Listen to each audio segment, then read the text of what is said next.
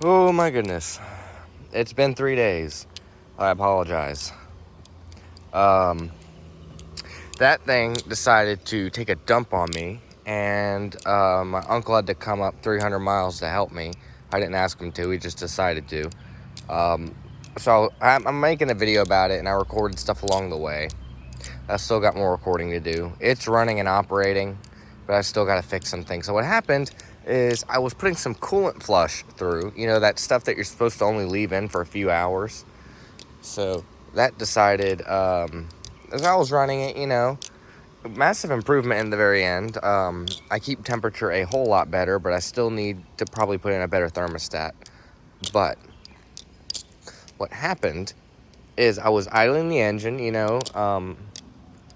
to run the stuff through the system. I didn't want to drive with it in case something went wrong, and guess what decided to happen? Something went wrong, and my fuel pump quit. So what happened is the fuel pump lines, like the electrical lines for it, decided to leave the chat, and they're fusible links, so it's not fused. And the fusible link, I couldn't find it. It must be like hidden somewhere, because I could not for the love of me find it. So we ran brand new wires all the way to the back, and what's weird is that it had no power, but the fuel pump pins on the connector were not working either. So we found that the fuel lines, the fuel power lines, like the electrical lines going to the fuel pump, there's a break somewhere in it between the front and the back that we couldn't find. And then on top of it, the connector itself, I don't care, I'm still going. The connector on the fuel pump decided to quit. So more details will be in the video when I show what we all had to do. It's not super in detail. It was supposed to be a coolant flush video, and then it turned into a fixing the fuel pump video. So, and then after we wired the wires, it didn't work. And then I discovered that the fuel pump wire on the fuel pump relay is also the same line that goes to the ignition coils. So I fixed the fuel pump, and I didn't seat my fuel injector properly back in. I took it out to see if I needed to prime the system. And what decided to happen was, gasoline just sprayed everywhere, because it's like 70 psi, and those O-rings, if they're not seated just right on those two fuel injectors, it will go everywhere. And it was just one of them, and oh my gosh, that scared me so bad. I got to siphon gasoline with my mouth for the first time. I almost got a lung full of gasoline, but I only got a mouthful. It's like slightly better than Everclear. Slightly worse than Everclear, I'm sorry. You ever had the horror of consuming that monstrosity? Which makes sense, because gasoline is like 10% ethanol. But oh my gosh. So at the end of it, it's running now, but my fuel gauge doesn't work. So I gotta drop the fuel tank again and rewire everything to the way exactly as it was, but with the new power wire acting as a jumper for the existing wire. Because, yeah, just because. So I'm gonna have to do that by myself this time, and hopefully it works. But at least the vehicle runs and drives, and at least it runs cooler now. So I just have no idea how much gas is in my gas tank. I'm gonna see if I can do it without draining it, see if I can drop the whole filler neck with it instead of draining the gasoline, because that'd be preferable. But yeah, that's why I didn't upload for 2 days. And I really completely forgot about it. I've just been so unbelievably exhausted from doing this work. It's been absolutely killing me. So at least the fuel pump itself was fine.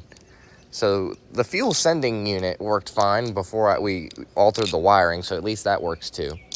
Everything works, it's just not wired right now. So that fuel pump was replaced in 2020, so 4 years ago. I have records. And getting the fuel pump done is like almost $1,000 job. And the fuel pump itself is like almost $500. And then we take it out, I'm like thinking, man, this thing must be some super heavy-duty construction, high-quality pump or something. No, it's the cheapest plastic thing I think I've ever seen.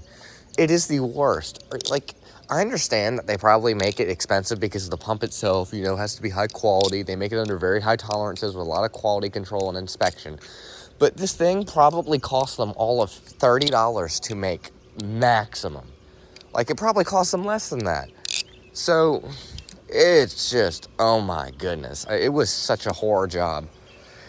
And thank goodness I broke down kind of where I was facing that way because I pull in and block the trailer in when I'm not hooked up to it.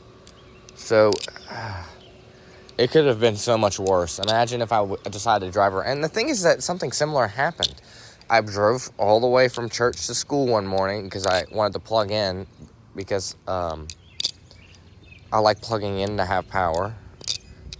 And it just stopped working. So I had to get towed to a shop.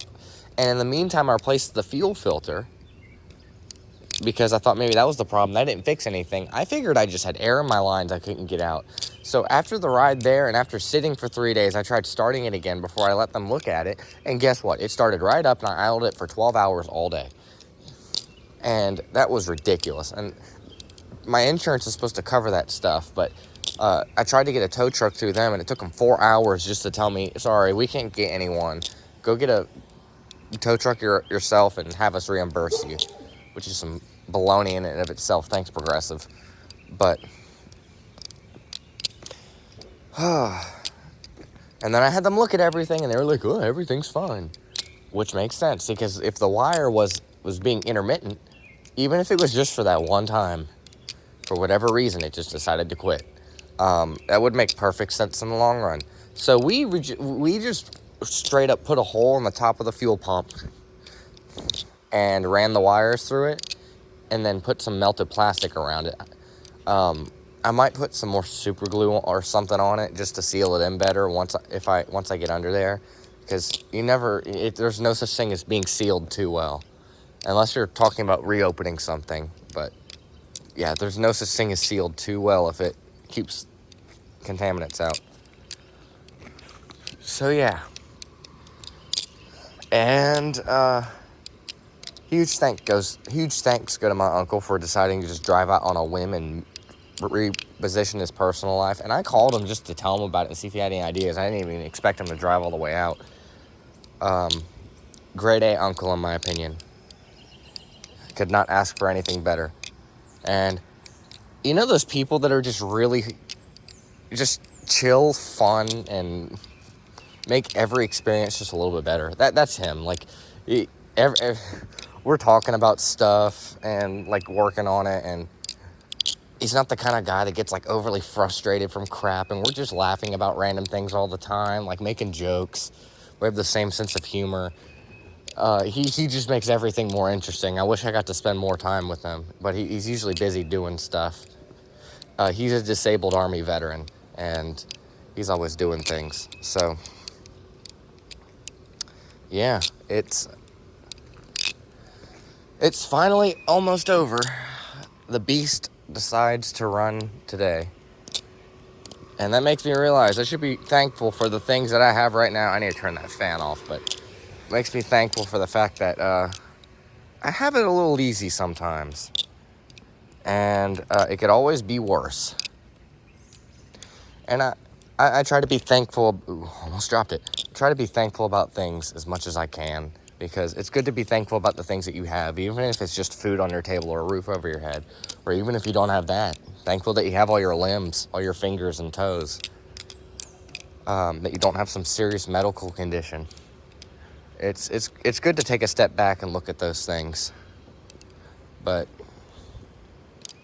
yeah, that being said, it is fair to wish things would go better. That's all humanity has ever done. Try to make things go better and better and better, because we're creatures of better improvement.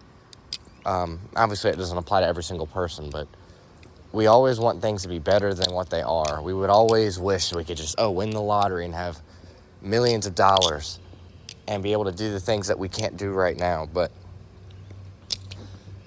it's okay to want those things, obviously, but it's good to just have an appreciation for what you do have, because you could always have less. I mean, you may think that you can't have less than you do right now, but you could quite literally be in pain and suffering on a hospital bed right now with no limbs on your body and no way to even scratch your damn nose that you don't even have. Like, it's a hard world sometimes, even for us very privileged people. I mean, if you live in America and you're watching this YouTube video, you're a pretty privileged individual. And I'm not talking about that political definition of privilege, where we're not getting into that, but like, we are all privileged to live in the United States of America, as unfortunate as things go in a lot of cases. And I know politically we're in a terrible place right now, but no matter how you look at it, there's stuff that's bad. But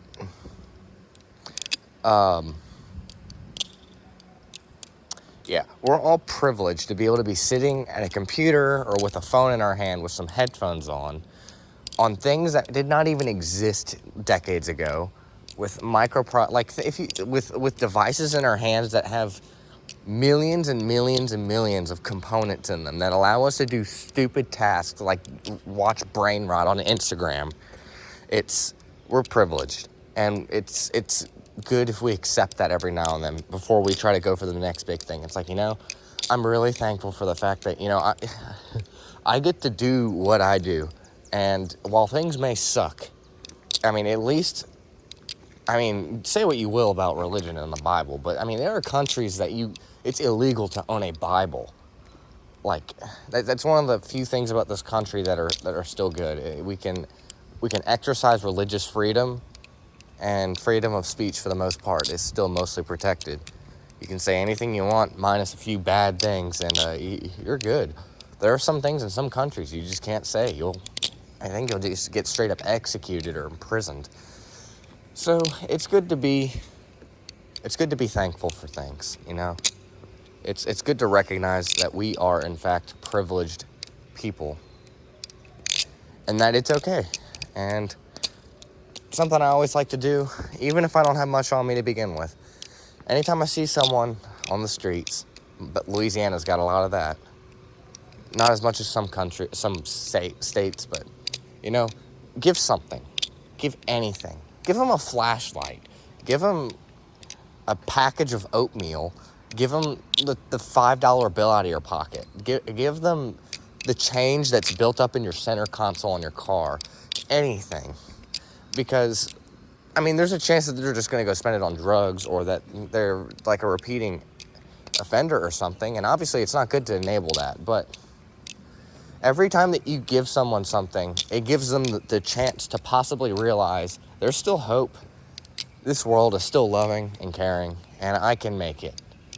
And, there are some people I know personally who were homeless for years. They're some of the smartest and most capable people I've ever met. And that's what the American dream is about to me. It's about being able to go from I wonder if that's a Hellcat. It's like being able to go from absolute rock bottom and work your way all the way back up to where you were and further. And I know that isn't always possible in every situation, but sometimes it just takes a lot of work. Sometimes it takes a little luck. And thankfully there's systems that are in place that often can help. Like homeless shelters. But yeah, there's not really a whole lot more else that I want to say. Other than that, I'm so glad the van is fixed. I'm grateful for what I have. I don't live a very leisurely life. I do actually. I live a somewhat leisurely life, and I don't make a whole lot of money. In fact, I probably make about $9,000 a year, and that's what I live off of. And living in a van makes that possible, which is why I do it. Because it's so, at the same time, it has its benefits. It just makes you so free and open. Like, I don't like being so unoccupied for so much of the day. I work 1 hour a week because of my current job as a church organist, but it's,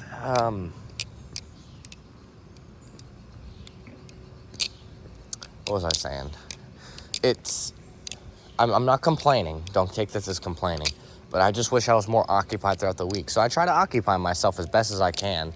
I'll do something on the van and then end up having to fix it for 3 days and not be able to upload a daily drop. And honestly, the small amount of pain and suffering acquired from going through all that, what's on my eye? The small amount of bugs, go away. I hate the heat, makes the bugs come out. The small amount of pain and suffering that I went through over the course of 3 days and sleeping probably 4 hours in 3 days, that was more fun than just sitting at my computer, just watching videos all day with nothing better to do than because I use YouTube relatively resourcefully. I mean, I try to watch informational videos. I learn about things. I watch videos of people restoring things and learn the methods that they do. I see how people work on cars.